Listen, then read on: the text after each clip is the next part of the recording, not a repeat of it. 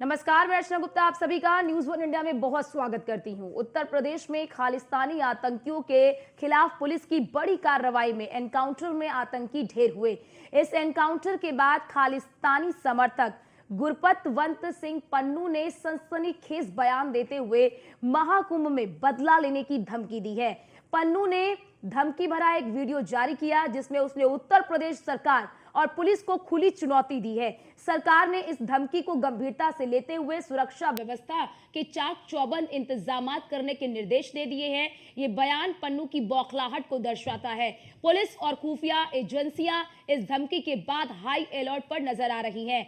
महाकुंभ की सुरक्षा सुनिश्चित करने के लिए विशेष टीमों का गठन किया गया है। महाकुंभ की सुरक्षा का जिम्मा खुद ADG law and order Amitabh Yash ने ले लिया है। प्रयागराज महाकुंभ क्षेत्र पहुंचे ADG law and order Amitabh Yash ने यह बताया कि हर तरह की स्थिति से निपटने के लिए सुरक्षा एजेंसियां तैयार है। महाकुंभ की सुरक्षा को अभेद बनाया जा रहा है। महाकुंभ में परिंदा भी पर नहीं मार सकता। तो आपको बताते चले कि सोमवार को पीलीभीत में 3 खालिस्तानी आतंकियों को ढेर कर दिया गया। अब तीनों ही आतंकी जो है ये किस मकसद से आए थे? 29 सिख नौजवानों के परिवारों ਨੂੰ ਜਿਹੜੇ ਮਾਰੇ ਗਏ ਹੈ 5 ਲੱਖ ਰੁਪਇਆ ਮਾਇਕ ਮਦਦ ਦਾ ਐਲਾਨ ਕਰਦੇ ਆ। ਇਹ ਫਿਲੀਪੀਤ ਉਹੀ ਜਗ੍ਹਾ ਹੈ ਜਿੱਥੇ 1991 ਜੁਲਾਈ ਦੇ ਵਿੱਚ 11 ਸਿੰਘ ਜਿਨ੍ਹਾਂ ਦੇ ਵਿੱਚ ਸਾਡਾ ਸਿੰਘ शहीद भाई बलजीत सिंह पप्पू अर्जनपुरिया, शहीद भाई हरमिंदर सिंह सतकोहा मिंटू, शहीद भाई फौजी गुरदासपुर तो ते उन्हां दे साथी सन। अज एक बार फिर योगी दी सहमति नाल इन्हां दे हुक्मां ते 3 सिख नौजवान जिहड़े है वो झूठे पुलिस मुकाबले च मारे है। सिक्स फॉर जस्टिस इसका जवाब देगी और जवाब देंगे महाकुंभ मेला 2025 वाले दिन। 3 तारीखां याद कर लो, 14 जनवरी 2025, 29 जनवरी 2025 ते 3 फरवरी 2025। जदों यह भारतीय दहशतगर्द हुकूमत का नुमाइंदा मोदी योगी प्रयागराज महाकुंभ मेले पहुंचणगे, इसका जवाब दिता जाएगा। जड़ा तो हिला के रख दिता जाएगा इस हिंदुत्वा, इस अतवादी हिंदुत्वा नू। और याद रखो यह महाकुंभ 2025 इस हिंदुत्वा अतवादियों का आखिरी महाकुंभ कर देंगे। 29 तो सुना आपने इस आतंकी खालिस्तानी आतंकी पन्नू को जो वो ये इस वीडियो के जरिए धमकी दे रहा है। धमकी में वो ये कह रहा है कि जिन 3 आतंकी जो खालिस्तानी आतंकी हैं जिन्हें ढेर किया गया है उसका बदला लिया जाएगा। पहले बोला कि जो 3 आतंकी मारे गए हैं, जो खालिस्तानी आतंकी मारे गए हैं, उनके परिवार को 5 लाख रुपए दिया जाएगा। आप देखिए पन्नू की धमकी से सनसनी, खालिस्तानी आतंकी पन्नू की धमकी। और इसने अपनी धमकी में क्या कहा? इसने अपनी धमकी में बताया कि प्रयागराज महाकुंभ में आतंक का साया। धमकी के बाद सुरक्षा एजेंसियां अलर्ट मोड पर नजर आ रही हैं क्योंकि जो जिस तरह की इसने धमकी दी है, महाकुंभ में 7 लेयर की सिक्योरिटी है, यानी कि इस महाकुंभ में ऐसे ही कोई नहीं घुस जाएगा। पूरे मेला क्षेत्र में ड्रोन तैनात होंगे। फेस रिकॉग्निशन जो तकनीक है उस तकनीक से लैस कैमरे होंगे और इसी के साथ ही एनएसजी और एटीएस की विशेष टीमें तैनात होंगी। सुरक्षा का जिम्मा खुद अमिताभ यश ने लिया है जो एडीजी लॉ एंड ऑर्डर है। परिंदा भी पर नहीं मार सकेगा।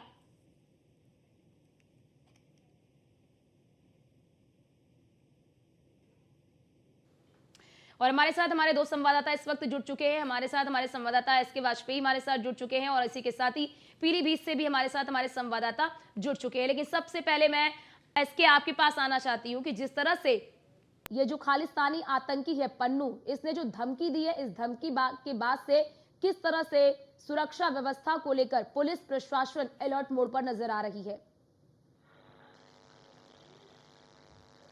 बिल्कुल, अगर हम इस पूरे मामले को देखें तो सीधे तौर पर यूपी पुलिस काफी अलर्ट है, क्योंकि लगातार यूपी पुलिस की तरफ से महाकुंभ को लेकर, क्योंकि देश ही नहीं बल्कि विश्व का सबसे बड़ा आयोजन है, तो ऐसे में महाकुंभ को लेकर यूपी पुलिस ने तैयारी पूरी कर ली है।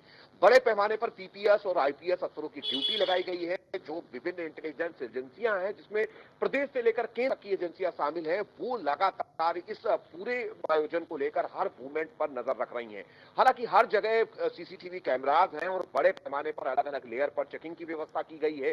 जो अलग अलग क्षेत्र है वो कुंभ मेला का मुख्य क्षेत्र हो या उसके अलावा जहां कल्पवासी रहेंगे, साथ ही साथ जिन जगहों पर अलग अलग धार्मिक और सांस्कृतिक आयोजन होंगे, उसके अलावा जो रेलवे स्टेशन हैं, बस स्टेशन हैं, एयरपोर्ट हैं, वहां सभी जगहों पर व्यवस्था काफी चाक चौबंद है। हालांकि ये व्यवस्था जहां प्रयागराज के लिए विशेष तौर पर की गई है, उसके अलावा हर संवेदनशील जिले में इसको लेकर पुलिस पूरी तरीके से अलर्ट है, क्योंकि मुख्यमंत्री योगी आदित्यनाथ ने अभी करीब 4-5 दिन पहले ही बड़ी बैठक की थी कानून व्यवस्था की, जिसमें खास तौर पर कुंभ मेला क्षेत्र को लेकर मुख्यमंत्री योगी आदित्यनाथ ने निर्देश जारी किए थे कि हर तरीके से सुरक्षा व्यवस्था चाक चौबंद रहे, कहीं पर कोई कोर कसर ना छोड़ी जाए और अपराधियों पर एक्शन तेज किया जाए। सीधे तौर पर अगर हम देखें तो जो 3 खालिस्तानी आतंकी पीलीभीत में अभी 2 दिन पहले ही इनकाउंटर में ढेर हुए हैं, इनकी सूचना यूपी पुलिस को मिलते ही यूपी पुलिस एक्टिव हो गई थी।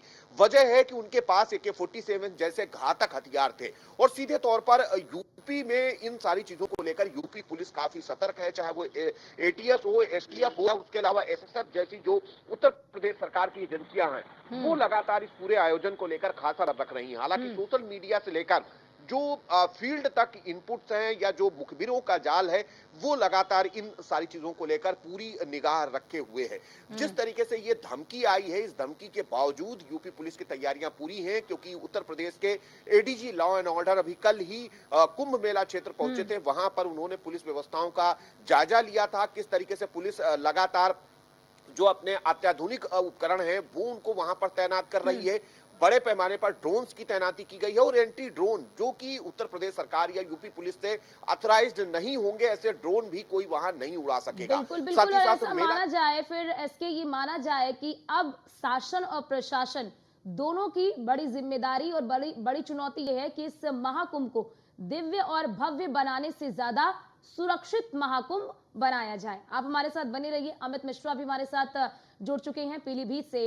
अमित, ये जो खालिस्तानी आतंकी है पन्नू, जिसने धमकी दी है, इसकी धमकी के बाद पीलीभीत समेत कितने जिलों में अलर्ट जारी कर दिया गया है? बिल्कुल, आपको बता दें कि पीलीभीत में जिस तरह से यहाँ पर खालिस्तानी ये जो 3 मारे गए हैं और उनके बाद उनका जो एनकाउंटर हुआ है, 3 खालिस्तानियों जो आतंकवादी हैं, उनका एनकाउंटर होने के बाद इस पन्नू का जो वीडियो वायरल हुआ है, जिसमें वो धमकी देता नजर आ रहा है कि पीलीभीत में ये जो 3 मारे गए हैं, इनका बदला हम प्रयागराज में कुंभ मेला के दौरान लेंगे, और वो डेट भी बता रहा है। तो कहीं न कहीं जिस तरह से यहाँ पर आतंकवादियों के इनकाउंटर के बाद ये कुख्यात अपराधी भी कह सकते हैं, ये खालिस्तानी का जो वीडियो वायरल हुआ है, वो यहाँ के प्रशासन के लिए अपने आप में एक चुनौती भी साबित हो सकता है। लेकिन पीलीभीत में आतंकियों का ढेर होना, क्योंकि पीलीभीत जो है इसके साथ ही एक संवेदनशील यहाँ पर जो है क्षेत्र कह सकते हैं, बॉर्डर एरिया है, नेपाल का बॉर्डर है, उत्तराखंड, और साथ ही यहाँ पर लखीमपुर जिला भी इससे सटा हुआ है। तो ये कह सकते हैं कि उत्तर प्रदेश के 2 जिले, एक बॉर्डर जो लखीमपुर है और पीलीभीत, उसके आसपास की ये जो मतलब एनकाउंटर होता है, तो कहीं न कहीं यहाँ पर पुलिस प्रशासन के लिए बहुत बड़ी बात है कि आखिर किस तरह से जो उसने बयान दिया है, जिस तरह से उसने जो है धमकी दी है, अब प्रशासन इसको किस स्तर से लेता है, ये वाकई में बहुत बड़ी बात है। अब देखना यह है, क्योंकि अभी तक की अगर हम बात करें तो NIA और ATS की जो टीमें हैं पीलीभीत पहुंच चुकी हैं और लगातार निगरानी में लगी है कि कहां पर क्या दिक्कतें हैं उनको ठीक किया जाए, क्योंकि आतंकवादी की जो गतिविधियां हैं, जो यहाँ पर मारे गए हैं, उसके बाद उनके और भी ऐसे कुछ हो सकते हैं, समर्थक हो सकते हैं, उनके सरगना भी और ऐसे यहाँ पे हो सकते हैं, क्योंकि ये कोई साधारण बात नहीं है। अब वो पंजाब से भाग करके पीलीभीत आ जाते हैं और पीलीभीत की प्रशासन या पीलीभीत के जो बॉर्डर एरिया है, वहां पर इतनी व्यवस्था दुरुस्त नहीं, जो उनको पहले ही पकड़ा जाता है। बिल्कुल, बड़े मंसूबों को साथ काम बिल्कुल, यानी कि अमित, इसमें कई लोगों की संलिप्तता भी है। अब उन संलिप्त लोगों को चिन्हित करना भी कहीं ना कहीं प्रशासन के सामने एक चुनौती है, लेकिन ये बहुत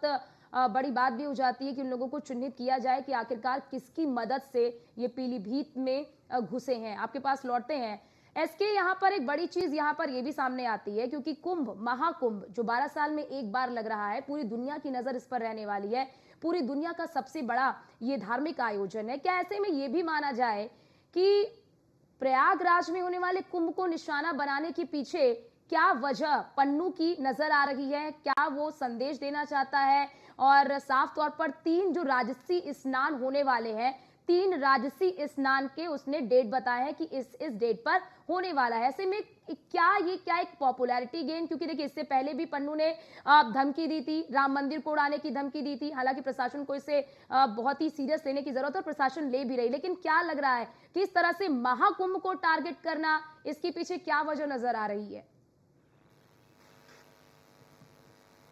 बिल्कुल, अगर हम देखें तो जिस तरीके से जो 3 आतंकी जो पीलीभीत में अभी 2 दिन पहले ढेर हुए हैं, जिनको यूपी पुलिस और साथ ही साथ पंजाब पुलिस ने संयुक्त कार्रवाई में ढेर किया है। हालांकि ये पंजाब के गुरदासपुर में रॉकेट लॉन्चर पुलिस चौकी पर फेंकने के मामले में फरार चल रहे थे, जिसके बाद पंजाब पुलिस के इनपुट पर यूपी पुलिस ने एक्शन लिया था। इसकी वजह है कि यूपी पुलिस इस समय काफी एक्टिव है, क्योंकि उत्तर प्रदेश में इतना बड़ा आयोजन होने वाला है। उस आयोजन को लेकर सुरक्षा व्यवस्था चाक चौबंद रहे, कहीं भी इस तरीके के अपराधी अपराध न करने पाए। और अगर कोई इस तरीके का आतंकी जो AK-47 के साथ वहां पहुंचता है तो निश्चित तौर पर पुलिस के लिए चुनौती होती है। तो ऐसे में पुलिस की तरफ से ये एक्शन वहां पर लिया गया है। तो अपने साथियों की हत्या का बदला लेने के लिए कहीं न कहीं इस तरीके का जो बयान है वो पन्नू की तरफ से जारी किया गया है। क्या इसके इस तरह के बयान के जरिए, एसके क्या लग रहा है कि इस तरह के बयान के जरिए क्या पन्नू एक डर भी पैदा करने की कोशिश कर रहा है क्या? क्योंकि बड़ी संख्या में देश से नहीं बल्कि विदेशों से भी लोग आएंगे यहाँ पर, तो क्या इस तरह के वीडियो जारी करके, इस तरह की धमकी देकर क्या एक डर का माहौल भी बनाने की कोशिश की जा रही है क्या? बिल्कुल, निश्चित तौर पर ये एक तरीके का धमकी भरा मैसेज है जो कि उत्तर प्रदेश पुलिस को देने की कोशिश है। लेकिन इस तरीके के मैसेजेस पहले भी उत्तर प्रदेश में आते रहे, क्योंकि उत्तर प्रदेश में प्रयागराज कुंभ एक बड़ा आयोजन है, लेकिन उसके अलावा भी उत्तर प्रदेश में बहुत सारे संवेदनशील इलाके और जिले हैं, चाहे वो अयोध्या का भगवान राम का मंदिर हो या काशी विश्वनाथ का मंदिर, वाराणसी का हो या उसके अलावा मथुरा जैसे स्थान हो। इस तरीके की धमकियां पहले भी आती रही हैं। हालांकि इस तरीके की धमकियों का बहुत ज्यादा प्रभाव कभी उत्तर प्रदेश पर नहीं पड़ा और जो भी इस तरीके की घटना करने के लिए लोग आए उनको यूपी पुलिस ने सीधे तौर पर ढेर कर दिया है। तो ऐसे में ये धमकी जरूर है, न कहीं इस धमकी को लेकर यूपी पुलिस भी पूरी तरीके से सजग है। और निश्चित है कि जो यूपी पुलिस की जो इंटेलिजेंस एजेंसी है, केंद्र की एजेंसियों के संपर्क में भी हैं, क्योंकि इस आयोजन को लेकर लगातार केंद्र की और विभिन्न प्रदेशों की एजेंसियों के साथ भी संपर्क किया जा रहा है। साथ ही साथ उत्तर प्रदेश पुलिस मुख्यालय के देश के सभी प्रदेशों के डीजीपी पत्र लिखा गया है, जिसमें ये कहा गया है कि अगर इस तरीके की कहीं भी कोई इनपुट या कहीं भी कोई ऐसी सूचना मिलती है तो वो उत्तर प्रदेश पुलिस के साथ साझा की जाए, ताकि उत्तर प्रदेश पुलिस ऐसे मामलों में तेजी से एक्शन ले सके। तो सीधे तौर पर इस तरीके की चीजें लगातार चल रही हैं और यूपी पुलिस इन सारी चीजों को लेकर कहीं न कहीं काफी सतर्क नजर आ रही है। अब देखना ये ज्यादा बेहतर इंतजाम करती है। ठीक है, अमित आपके पास आना चाहूंगी। जरा ये बताइए, आप जैसा कह रहे हैं कि एनआईए की जो टीम है वो पहुंच चुकी है और एसटीएफ की टीम है वो भी पहुंच चुकी है, तो ऐसे में कब ये टीम पहुंची है और अब तक टीम को जांच में क्या कुछ मिला है? देखिए, एनकाउंटर यहाँ का प्रशासन पूरी तरह से अलर्ट था कि जिस तरह से यहाँ पर सूचना मिली, उसके बाद सूचना के बाद यहाँ पर जो है उसको यहाँ के जो पुलिस अधीक्षक हैं उन्होंने लीड किया और लीड करने के बाद 3 जो आतंकवादी उनका एनकाउंटर किया गया। और वहीं उसके बाद मौके पर यहाँ पर जो एडीजी हैं वो उनका भी रमेश शर्मा वो भी पहुंचे मौके पर, यहाँ पर जो है राकेश सिंह आईजी हैं वो भी मौके पर पहुंचे। उसके बाद पूरा प्रशासन वहां मौके पर पहुंचा, घटनास्थल पर पहुंचा और उसके बाद यहाँ पर एनआईए और एटीएस की जो टीम है वो भी वहां पहुंची। और हथियार के अलावा भी क्या कुछ दस्तावेज भी बरामद हुए हैं क्या इनके पास से, कि किस तरह के दस्तावेज के जरिए ये आए? कुछ दस्तावेज भी इनके पास से बरामद हुए हैं क्या? और क्या अब तक इनका जो पूरा बैकग्राउंड जो खंगाला जा रहा था, तो बैकग्राउंड में क्या निकलकर अब तक सामने आ पाया है इन तीनों ही आतंकियों के? देखिए, अभी तक जो स्थिति यहाँ पर बनी हुई, जो यहाँ पर प्रशासन ने उस पर जो सर्च किया, उनके साथ ही जो छानबीन की है, जो जांच की है, उसमें अभी तक जो एनकाउंटर के साथ जो AK-47 है, जो राइफल है ब्लॉक के, वहां पर जो पिस्टल मिले, उसके साथ कारतूस मिले, लेकिन और बाइक के अतिरिक्त अभी कोई ऐसे दस्तावेज नहीं मिले हैं जिनसे कुछ और आगे कहा जाए। लेकिन ये कहीं न कहीं जो है बहुत बड़ा सवाल है क्योंकि यहाँ पर आने के बाद यहाँ छुप जाना, हो सकता है कि बड़ी कोई ऐसी घटना को अंजाम देने की बात कर रहे थे। लेकिन जिस तरह से एनआईए और यहाँ से एटीएस की टीमें लगी हुई हैं, हर सुराग को खंगालने में लगी हुई है, क्योंकि हो सकता है कि और भी कुछ ऐसे लोग हो कि शायद यहाँ पर एनकाउंटर 3 लोगों का ही हुआ है, लेकिन हो सकता है इसके साथ कुछ और भी लोग जुड़े हुए हैं, कुछ और भी तार जुड़े हुए होंगे, जिसको लेकर के यहाँ पर टीमें जो है डेरा डाले हुई है। लगातार पुलिस प्रशासन यहाँ पर मुस्तैद है। एडीजी जो एडीजी है रमेश शर्मा, वो भी वहां पर मौके पे पहुंचे। उसके बाद ये दोनों टीमें पूरनपुर का जो क्षेत्र है वहां से लगा हुआ, जो सटा हुआ बॉर्डर एरिया है, वहां लगातार पूछताछ जारी है, वहां पर पहुंच रहे हैं और एक एक व्यक्ति से जो आसपास की चीजों को, जहां पे भी संदिग्ध स्थिति उनको अभी तक लगती रही है, उनके बारे में छानबीन करने का प्रयास कर रहे हैं। तो पूरा प्रयास किया जा रहा है कि आखिर अमित, उनका क्या अभी कोई जानकारी मिल पाई है कि जब ये पीलीभीत में घुसे तो पीलीभीत में किस डेट को घुसे? क्योंकि सोमवार को तो जैसा कि आप बता रहे हैं कि एनकाउंटर किया गया, एनकाउंटर में ढेर किया गया है, लेकिन ये घुसे कैसे, किस तरीके से घुसे, और जब पीलीभीत में घुसे थे तो ये ठहरे कहां पर थे, किससे संपर्क किया, क्या इस तरह की कोई जानकारी सामने आ पाई है? बिल्कुल, इसकी जानकारी अभी तक लगातार प्रयास किया जा रहा है। जो टीमें यहाँ पर है वो प्रयास कर रही हैं कि आखिर इनका कब आगमन हुआ। हालांकि इस तरह की अभी कोई जो है पुष्टि नहीं हो पाई है, आधिकारिक पुष्टि नहीं हो पाई, क्योंकि किस तरह से कब इनका आगमन होता है, किस समय आगमन होता है, किस डेट को आगमन होता है, ये भी क्लियर नहीं हो पाया। ये भी क्लियर नहीं है कि आखिर ये छिपे हुए कहां थे। लेकिन बस जैसे ही पंजाब पुलिस के बाद यहाँ के प्रशासन को सूचना मिलती है तो प्रशासन हरकत में आता है और उसके बाद ये 3 लोगों का जो एनकाउंटर होता है। लेकिन ये छानबीन बिल्कुल यहाँ पर प्रशासन लगा हुआ है, दोनों टीमें लगी हुई है, एटीएस की भी लगी हुई है, एनआई की भी लगी हुई है, क्योंकि सवाल इस बात का खड़ा होता है कि यहाँ पर जब एक देश की सीमा लग रही है, दूसरे एक प्रदेश की भी सीमा लग रही है, और इतनी आसानी से इन आतंकियों का प्रवेश हो जाना और उनको संरक्षण भी प्राप्त हो जाना, लेकिन संरक्षण आखिर किसका है?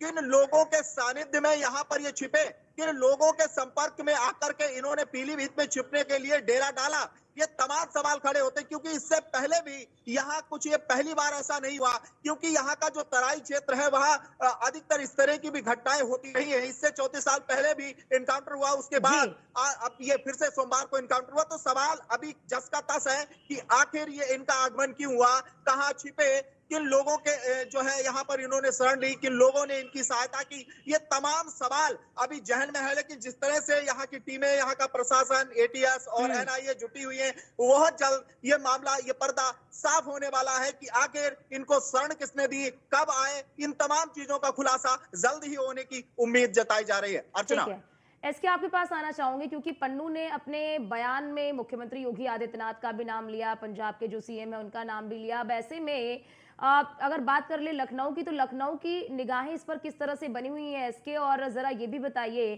कि जिस तरह से अब हमने देखा कि पीलीभीत में एनकाउंटर हुआ है, अब ऐसे में क्या ये माना जाए कि एक बड़ी साजिश के तहत ये तीनों ही आतंकी जो है वो प्रवेश उन्होंने किया था और उनका प्लान बड़ा था? बिल्कुल, क्योंकि अभी तक स्थितियां साफ नहीं है और लगातार जो यूपी पुलिस है और एनआईए की टीम है, यूपी एटीएस है, वो लगातार इस पूरे मामले को लेकर जांच कर रही है। और सबसे बड़ी बात यह है कि वहां कैसे आए, कब आए और किनके यहां रुके, किसने इनको शरण दी, इन बहुत सारे विषयों को लेकर जांच लगातार की जा रही है। हालांकि जब ये सारी चीजें बाहर आएंगी तो उसके बाद बहुत सारी स्थितियां साफ होंगी। लेकिन जहां तक सवाल है उत्तर प्रदेश में इनके आने का, तो सीधे तौर पर AK-47 के साथ और ग्लॉक जैसी अत्याधुनिक पिस्टलें, जो कि देश की नहीं है, बाहर की पिस्टलें हैं, उनको लेकर आना सीधे तौर पर ये कहीं न कहीं इंगित करता है क्या किसी एसके, क्या इस पूरे मसले को लेकर डीजीपी प्रशांत कुमार की ओर से भी जो पुलिस है उनको दिशा निर्देश दिए गए हैं कि किस तरह से पूरी व्यवस्था करनी है? क्योंकि देखिए, अब क्योंकि बार बार धमकी आ रही है और बड़ा आयोजन है तो चुनौती बड़ी हो जाती है। ऐसे में कुछ विशेष ट्रेनिंग, जिससे कि पुलिस को जो है कि कहीं ना कहीं विशेष ट्रेनिंग दी जाए, उसके लिए कुछ क्या व्यवस्थाएं की जा रही हैं? बिल्कुल, अगर हम देखें तो इस पूरे मामले में डीजीपी उत्तर प्रदेश की तरफ से उसी दिन दिशा निर्देश जारी कर दिए गए थे। इस पूरे मामले में गहनता से जांच और हर एक पहलू को देखने के निर्देश उत्तर प्रदेश के डीजीपी ने दिए थे।